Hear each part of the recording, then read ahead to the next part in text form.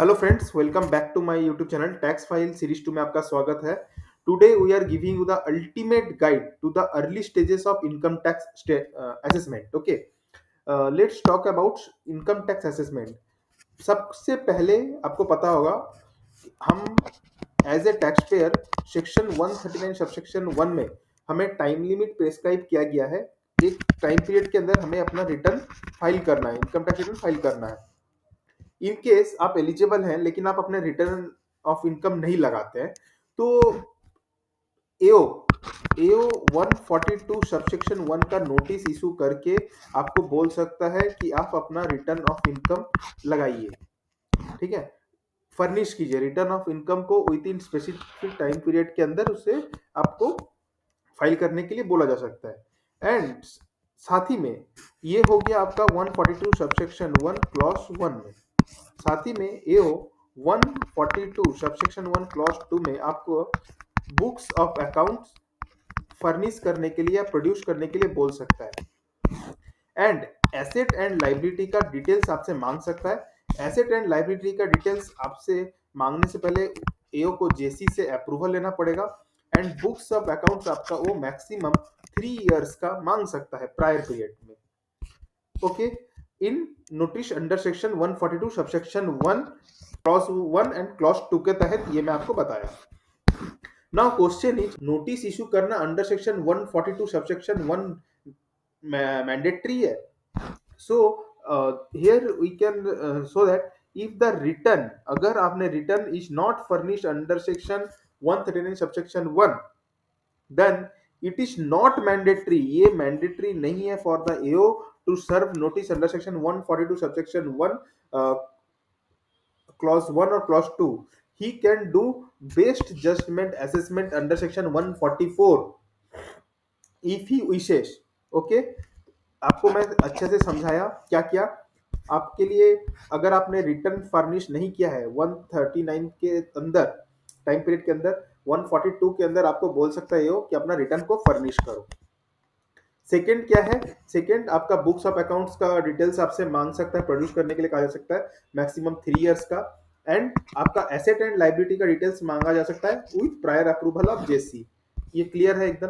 अच्छा, ये मैं इसलिए आपको बता रहा हूँ ना एकदम बेसिक से, बिकॉज अगर कभी किसी कोई केस आए तो आप डायरेक्ट नोटिस या रिप्लाई में मत उलझ जाइएगा। ये चीज चेक करेंगे तो आपका बहुत अच्छा मेरिट कभी कभी बन सकता है। उसके लिए हम लोग एक केस लॉ भी डिस्कस करेंगे। और ये नोटिस कौन इशू कर सकता है? अगर ये नोटिस इशू कर सकता है कोई भी income not below any income tax authority not below the rank of income tax officer who is has been authorised by the CBDT. CBDT जिसको टाइम टू टाइम ऑथराइज करके रखेगा वो नोटिस इशू कर सकता है। और time limit of completion of assessment क्या है? The time limit of completion of assessment provided under section 143 subsection 1, 21 महीना, 18 महीना या 9 महीना में इस पीरियड के अंदर जो भी आपके लिए बताया जाएगा from the end of the assessment year, ठीक है, in which the income is first accessible, तो इस पीरियड के अंदर में आपका कंप्लीट करना पड़ेगा। नाउ एक केस हुआ था related to Vijay Mallya versus एसीआईटी।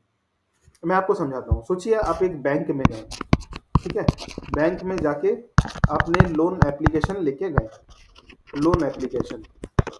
अब लोन एप्लीकेशन देख के आपका जो बैंक मैनेजर डीएम है वो देख के आपको बोलता है कि ठीक है आप डॉक्यूमेंट्स तो प्रोड्यूस करो लेकिन मैं आपका लोन एप्लीकेशन रिजेक्ट कर दूंगा।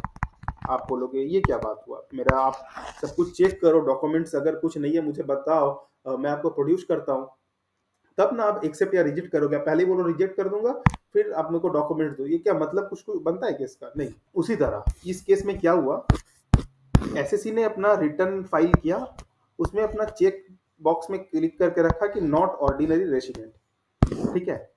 एओ ने 142(1) का नोटिस इशू किया। नोटिस में एओ ने ऐड कर दिया, I have decided to reject your NOR claim, you will be treated as an ordinary resident. ये चीज मेंशन कर दिया। जैसे कि जैसे मैं आपको समझाया, बैंक मैनेजर के पास गए, उसने बोला कि नहीं आपका लोन एप्लीकेशन रिजेक्ट है, तो उसी तरह इसमें रिजेक्ट कर दिया। अब एसएससी ने क्या किया, कोर्ट में मूव किया। कोर्ट ने बोला कि एओ को आपको वेट करना चाहिए, आप पहले इंक्वायरी करो, असेसमेंट करो, सब कुछ छानबीन करो, उसके बाद आप 143 सबसेक्शन 3 के फाइनल स्टेज में आके आप अपना जजमेंट दीजिए। आप पहले अपना जजमेंट नहीं दे सकते हैं। यहाँ पे the court held that the determination of residential status after hearing the evidence was part of assessment under section 143 subsection 3 that could not be determined in notice 142.1 while calling for information. 142.1 serve to the SSC calling for certain information. आप यहाँ पे अपना assessment, based judgement assessment या फिर कुछ भी judgement ये सब नहीं दे सकते हैं इस नोटिस जब आप प्रोड्यूस कर रहे हो। ठीक है, ये था आपको एक अर्ली स्टेज में कोई भी जब इनकम टैक्स का असेसमेंट होता है तो कैसे काम होता है, ये चीज आपको मैं समझाया पूरा 142 सबसेक्शन 1 का, आपको समझ आया होगा। इसमें मेरे को श्योर है आप कभी भी आप नोटिस फेस करोगे ना तो आपको एक कॉन्फिडेंस मिलेगा। Okay, thank you friends.